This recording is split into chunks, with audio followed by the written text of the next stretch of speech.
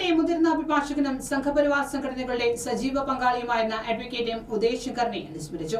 അനുസ്മരണ സമ്മേളനം BMS അഖിലേന്ത്യാ പ്രസിഡന്റ് സജി നാരായണൻ ഉദ്ഘാടനം ചെയ്തു. സംഘത്തെ പൊതുസമൂഹം തിരിച്ചറിയുന്നത് ഉത്തമ സ്വയം സേവകരിലൂടെയാണെന്നും അത്തരമൊരു സമർപ്പിത ജീവിതമായിരുന്നു അഡ്വക്കേറ്റ് എം ഉദയശങ്കറിന്റേതെന്നും BMS മുൻ അഖിലേന്ത്യാ പ്രസിഡന്റ് CK സജി നാരായണൻ പറഞ്ഞു.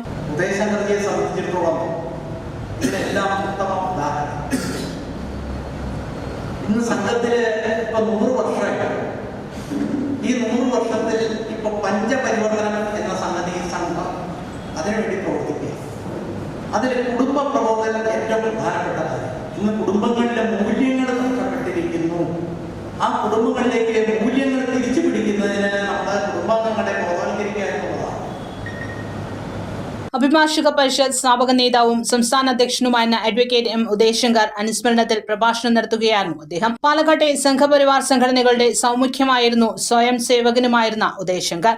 അഭിഭാഷക വൃത്തിയിലും അദ്ദേഹം നീതി പുലർത്തി.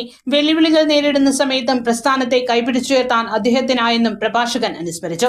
RSS വിഭാഗ് സംഘചാലക് VK സോമസുന്ദരൻ, സഹസംഘചാലക് അഡ്വക്കേറ്റ് ജയറാം, ഡോക്ടർ മുരളീധരൻ, വിദ്യാഭാരതി ദക്ഷിണക്ഷേത്ര കാര്യദർശി NCT രാജഗോപാൽ, G ഗോപാലകൃഷ്ണപിള്ള, വിഭാഗ് കാര്യവാഹ് K സുധീർ, BJP നേതാവ് N ശിവരാജൻ, അഭിഭാഷക പരിഷത്ത് ജില്ലാ president PM Ramesh, P Pramod എന്നിവർ പ്രസംഗിച്ചു.